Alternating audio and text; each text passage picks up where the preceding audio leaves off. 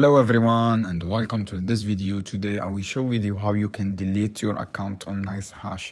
So guys, to delete your account, what you have to do is scroll down. After logging your account, scroll down and click help and support, and from here scroll down, you find click on general help, click view more, and after that click on support, scroll down and click support message and click new message here. After that, scroll down, click language here and click topics, for example, account and security, and write your subtopics, personal accounts. And from here, click submitting support ticket. And from here, write your this information. Click on account ID. You can find your ID from here. And after that, click your subject. For example, delete my account. As you can see here on the screen, delete my account.